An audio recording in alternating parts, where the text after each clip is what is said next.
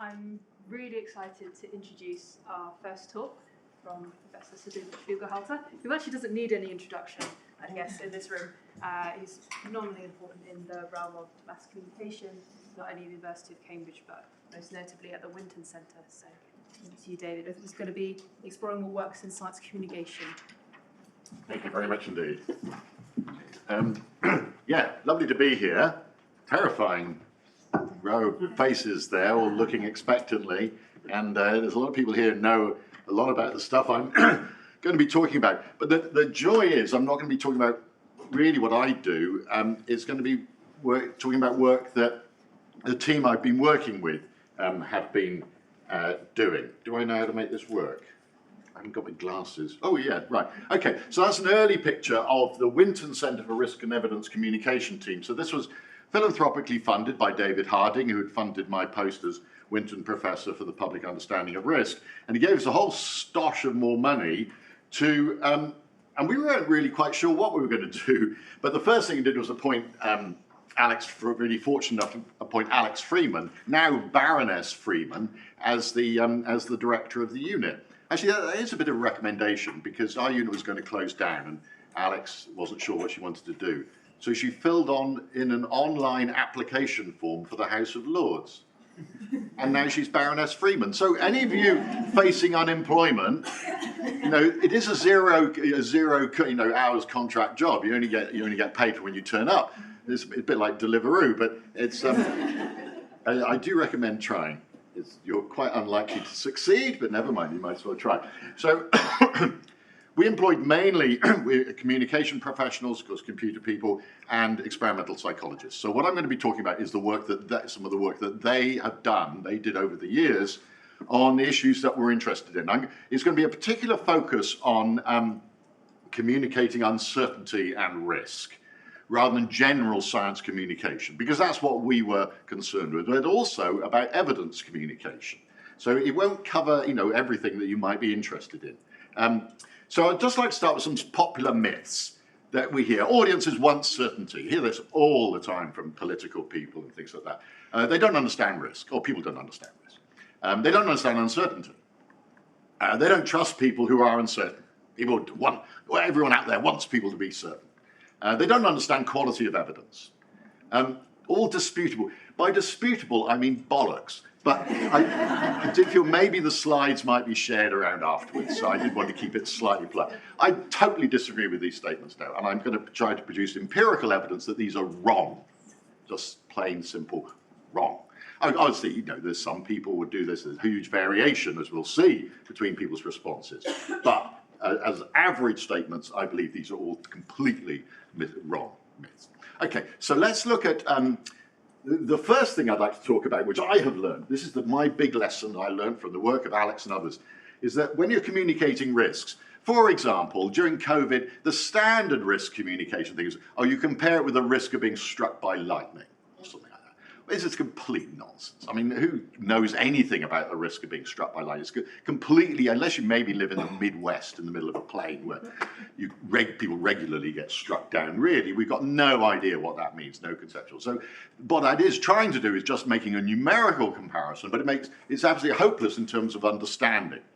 So the crucial idea is that, or throwing dice, this is the chance of throwing 3 sixes in a row. I was like, no, I used to do that all the time. No. The point is that people have very different emotional responses to different types of risk. Lightning and dice and things like that, it generates completely different feelings. So what you should be doing is always making comparisons within the same context, usually by comparing with other people. So you always change things with the same emotional salience, the same understanding. People are listening to this because they're interested in the context, and that's how you do the comparisons.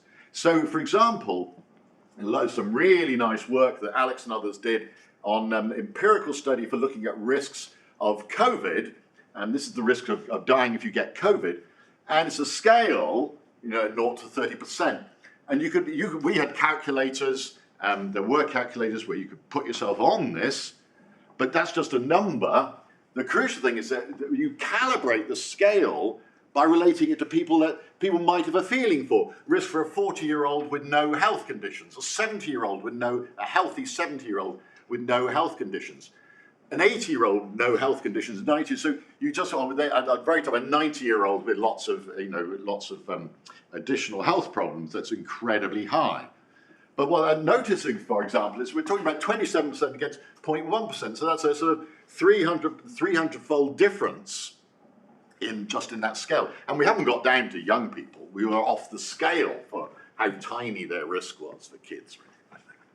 So that's just, and we notice we're not using a logarithmic scale either on this case, because we're at this point trying to communicate that for people who are at some reasonably high risk. So you can, of course, do all sorts of things by either using a log scale. I don't really like log scales, but you could blow up. The standard thing was take one bit and then blow it up into an elongated scale to illustrate particular points about that. So the other work that Sarah Dryhurst and everything does was they had a RISE grant from the EU on earthquake risk. I mean, sitting in Cambridge, communicating earthquake risk. Honestly, nobody has got a clue here, of course, but people who live in an earthquake zone know about this. They know about earthquake risk. So what you do is compare with other places with the risk of earthquakes in other places. So if you're saying, for example, current levels of seismic activity, chance of a damaging earthquake in the next week is 2.1%, pretty high.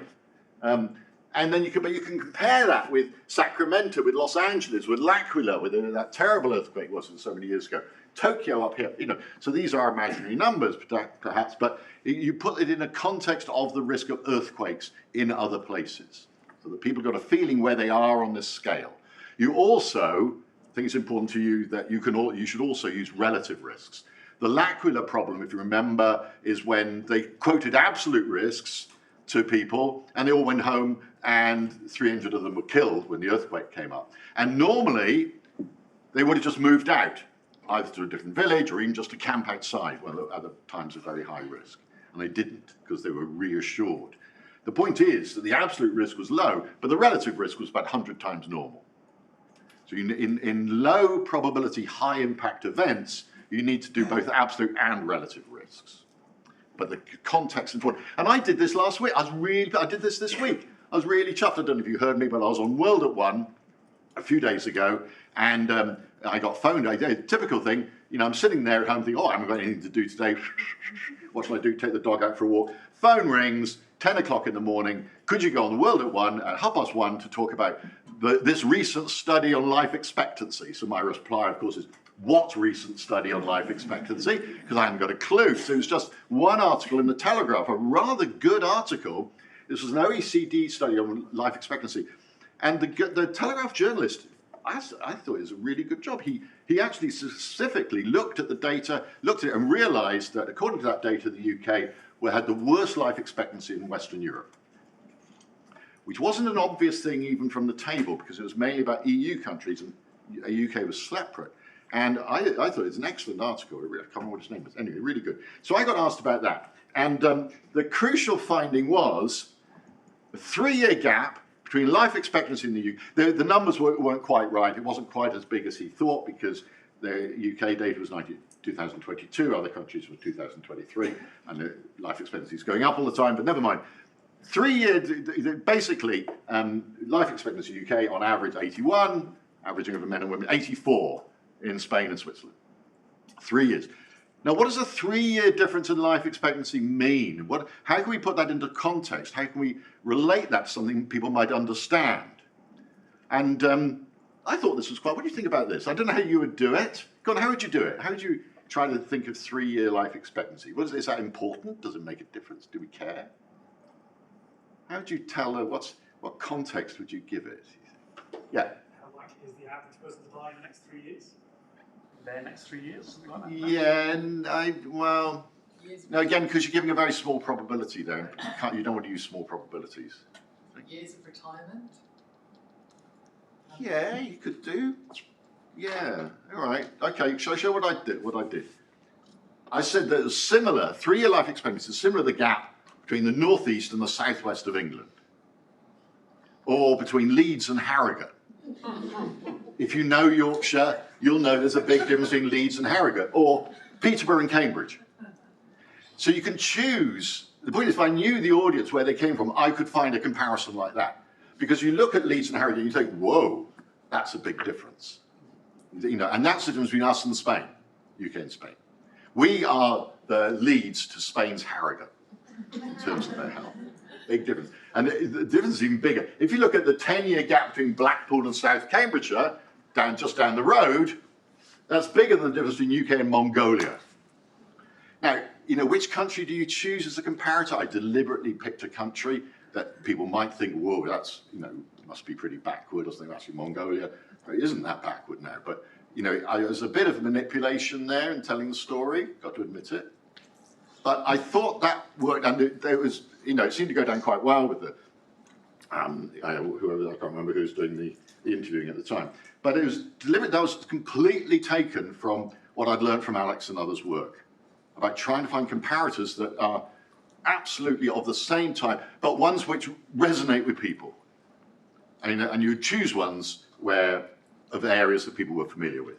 Okay, so here's another experiment they did about uncertainty. These are randomized trials, usually about 1,000 people, and it's a between-person randomization. Someone only sees one visualization. So I'm going to be talking about a few of these randomized trials that my colleagues were doing. So this is about COVID, predicted number of deaths. One group, no uncertainty, just most like 364. Violin plots, worst case 597, which another group got that, low uncertainty. Big uncertainty violin plot, all over the place from 900 to 160. So each person only got one of these. And then they're asked various questions. So, for example, how much uncertainty is there about the number? Now, the point that I love these plots because it shows the massive variability in how people respond. It's enormous. So we can quote averages and do significance tests between the averages. But we've got to also, and that's why I think this visualization is good, rather than just showing the averages, we see this huge variability in how people fill up forms. However, absolute clear difference that they know the difference between there's high uncertainty, low uncertainty, they can tell. Now, this is a between, each person only saw one plot, remember. I mean, if you saw both plots, it'd be easy to do. There'd be a huge, they only saw one plot. So no wonder there's so much scatter. Comprehension score, they don't find the extra information difficult. People can understand this, because you get asked lots of questions. People can understand that stuff. They can understand it. They understand it means difference uncertainty, and they can read information off it. How surprised would you be if it turned out there were 750 deaths? That's right up there. Big differences, certainly between the high uncertainty and these two. Huge differences about the degree of surprise. So they knew how to interpret that plot in terms of what they would expect. How trustworthy do you feel the information is? The uncertainty plots were more trustworthy than the no uncertainty plots. And they only saw each one. Remember, they only saw one of these. They couldn't just look across them. How useful to feel the information is decision making? More useful for decision making by having the uncertainty in there. People are not daft. They really aren't. Okay, so that's the first one, which I think is really quite powerful. And there's a whole series, which we must put on the website, whole series of papers of similar studies that my colleagues did for loads of studies on this study about being able to understand uncertainty ranges, being able to interpret them well, and understanding and being able to deal with them. So the other aspect that we've been interested in is about quality of evidence. You know, because I do think, which I can only come to, a massively important issue in communication of science is to be able to say how good the evidence is. You know, is this actually really powerful evidence, real breakthrough? Or is this, well, you know, it's a little preliminary study on a few rats? And we need to be able to communicate that well. And the claim is, you know, made that, oh, people can't understand, they're not scientists, they don't know, can't tell what good evidence is. So this was a randomized study again, what protects against COVID-19 infection. So intervention with eye protection. So there's data on without eye protection, with eye protection. So but don't bother about the actual data. The crucial thing is, the real information is that they were told the quality of evidence was low, or they're told the quality of evidence is high, or they're not given any measure about the quality of evidence. Remember, they only see one. All this is easy if you see lots of them. They only see one of these responses. And what they find, the perceived trustworthiness, they can tell the difference. The quality of it, they trust the high when it's high quality evidence more than the low quality evidence. And that sort of makes sense. Remember, they only saw one of these. But the no label tends to be much more closely aligned to the high evidence. If people don't hear anything, they essentially assume it's good quality evidence. So if you don't tell somebody, you are in fact manipulating people into thinking this is really good stuff. That's the default, which is very kind of them, people to think that. But that's the default, is that people think this is good stuff, unless you tell them it isn't very good.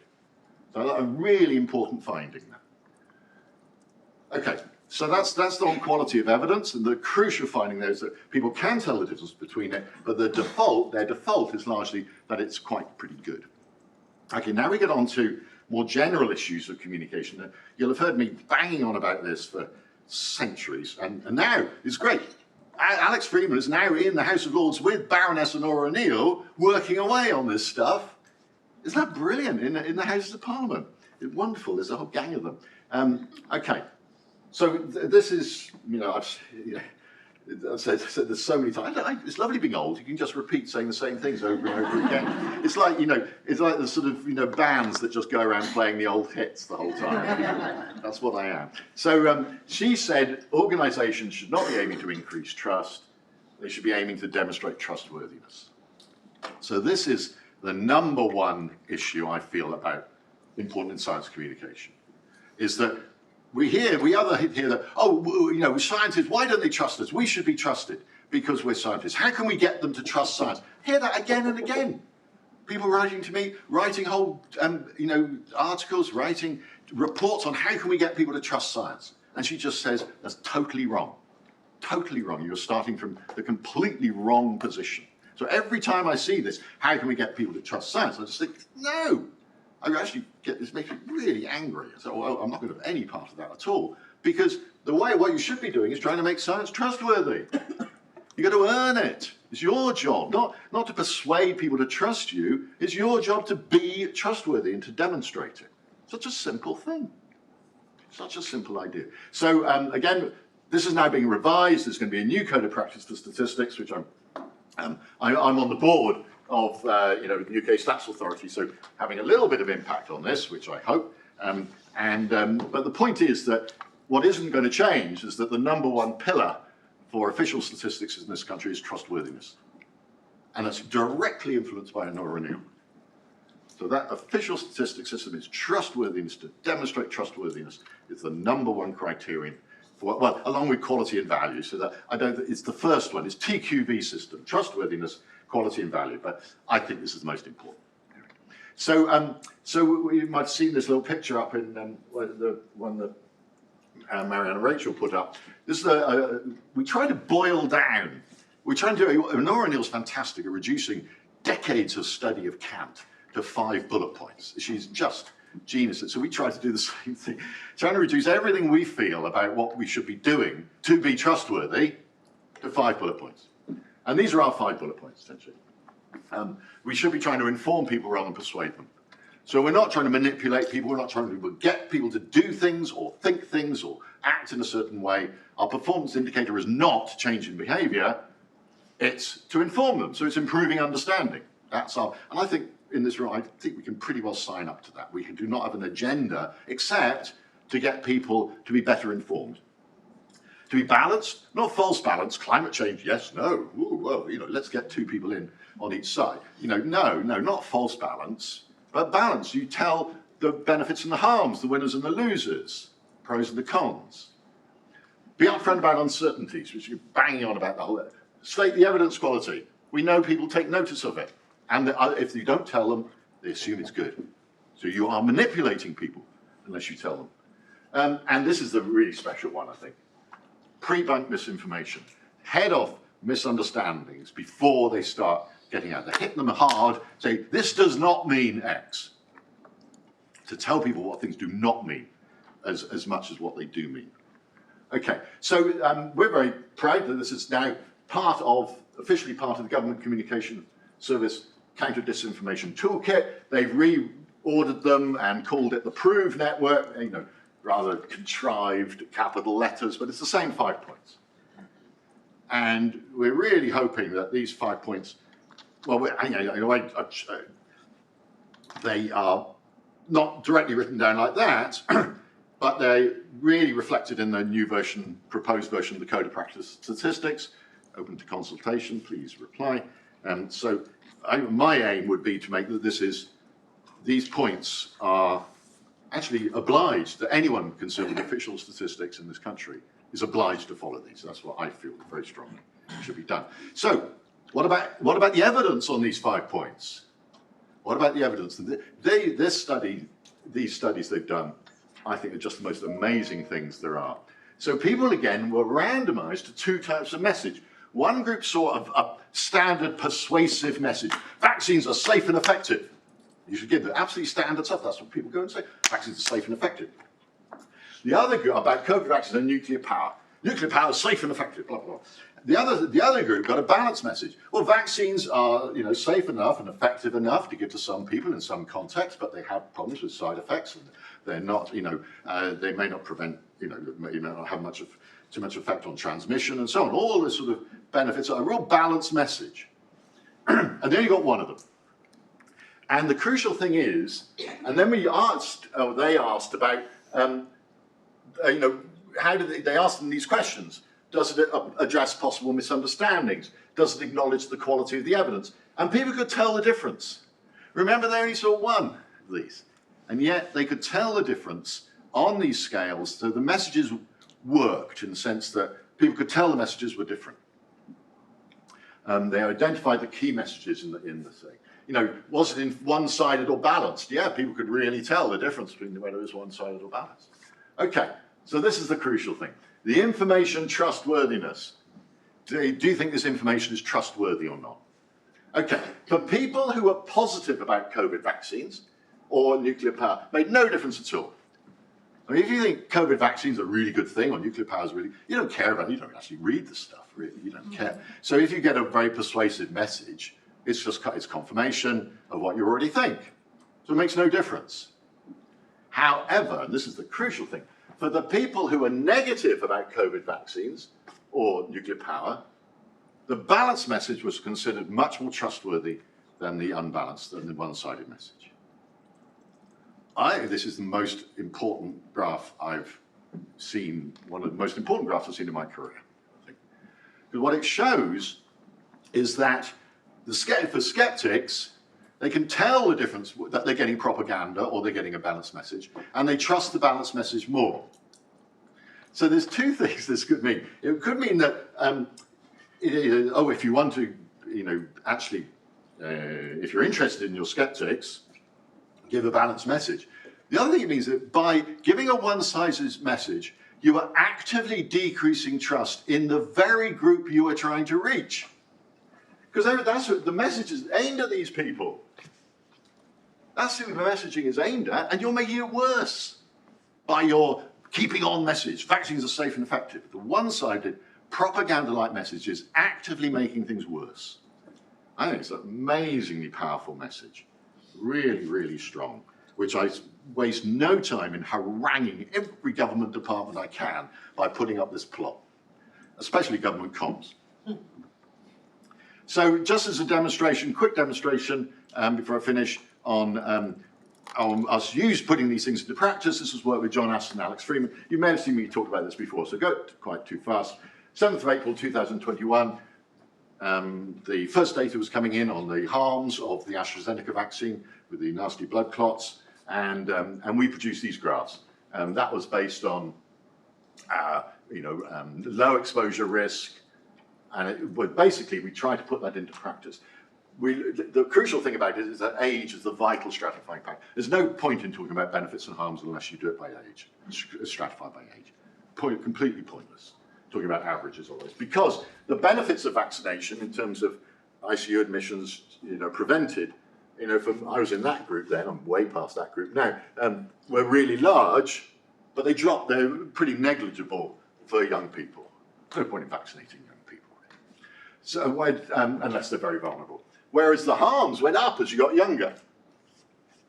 these blood clots happen more frequently. We fitted Poisson regression there for that one. That was because we got the data from MHRA. This was based on a model that John Aston already had. So the point is, if you're old, the benefits and harms goes that way. If you're young, pretty close. So Jonathan Van Tam, we gave this to him as a sort of suggestion for the way he might structure the discussion. And he just, maybe because we were so late, because he was due on the Wednesday afternoon, he got these on the Wednesday morning. And I had a phone conversation with him, and he just used these. Government comms didn't have a chance to redraw them. So if you're going to do something good, deliver it really late. So nobody's got a chance to meddle with it. Notice we didn't put uncertainty on there because you can blur the blobs a bit. Didn't think it was necessary for the message. So we didn't do it. Anyway, it was out on BBC, it went out live, and we didn't do a formal evaluation. Our performance indicator was, that shows if it's when there's a high exposure risk, the harms don't go up, stay the same, but look at the benefit, what happens to the benefits if there's a lot of COVID about. And of course, if there's no COVID about, there's nothing here at all, which is why we don't have smallpox vaccines anymore. So we did all those. And okay, our performance indicator was that everyone copied it. So we didn't do any, but the point is that the graphs we're using, which Alex really designed, there'd been a lot of background work on evaluating different things, using blobs rather than little people, the color schemes, not having a lurid red or something like that, really quite bland color scheme. There'd been a lot of background work on aspects of that graph, knowing that people could understand the balance. People love the geometry of having positives on one side and negatives on another. Really nice. And so I think some people just ruined it. Really, turning into a bar chart, no, awful. Why mess with it? Look, keep it. So most people kept it the same, but other people wrecked it. So that's what government comms might have done if we'd given them a chance, but we didn't let them. So everyone copied it, which was really nice. Okay, just finally, communicating in a crisis. This is my hero, John Krebs. Again, I'm feeling a bit naughty bringing this in because this has not been formally evaluated. So maybe I'm a bit naughty to slide this into a talk, but it's so good I can't resist it.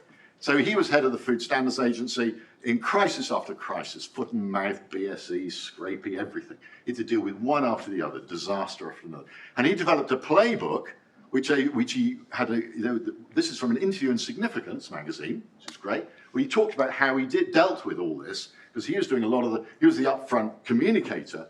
And but I want to bring this in again because even without the evidence of evaluating it, it reflects everything I've been talking about. And what he says is that you first of all say what you know, and then you say what you don't know.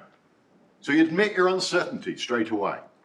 And then you say what you're doing to find out, what experiments we're doing, what research we're doing, what surveys we're doing. So you're showing is actively engaging with that. What people can do in the meantime to be on the safe side.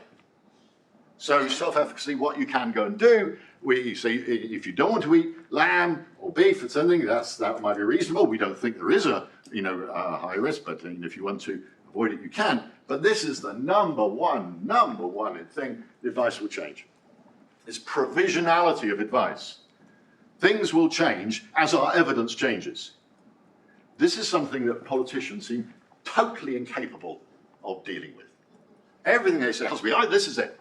COVID is, is droplets. You've got to wash wipe the surfaces and wash your hands and clean your shopping and this sort of thing. We knew within weeks this is a complete waste of time. It was airborne. It stuck to it for a year. We didn't have fresh air in the guidance for a year.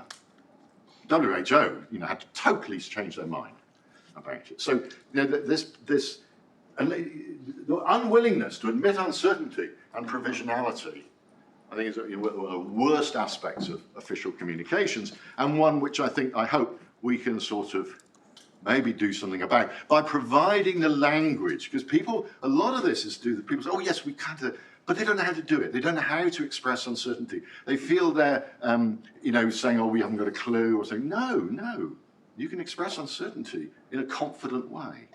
Anyway, I'll shut up now. Tips.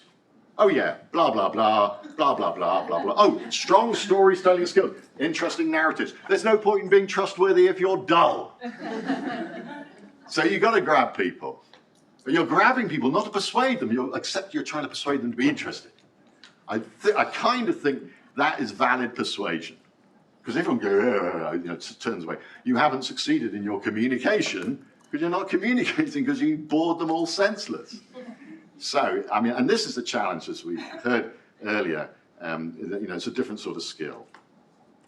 Oh yes, sorry, one last thing. You may have seen me do this before. Yeah, I've spent my time fighting misinformation, but I am responsible, personally responsible, for some serious misinformation. During the COVID crisis, I was asked just before Christmas about Christmas rules. Raised voices could spread the virus, maybe singing, maybe banned, and my choir had to do our carols outdoors, 2 meters apart with masks on. What a pantomime. Anyway, we still did it. Anyway, so I was feeling a bit mischievous at 8:30 in the morning. So I said, it might be a good idea to ban family arguments. You're shouting at each other over the Christmas table, the super spreader event immediately. This was a joke. However, by 9:30 in the Express, Christmas morning, families could be banned from arguing to prevent COVID spread, according to a leading British statistician. Hooray! So this I regard as one of my great achievements in science communication, to get an utterly spurious headline into the paper. So thank you very much.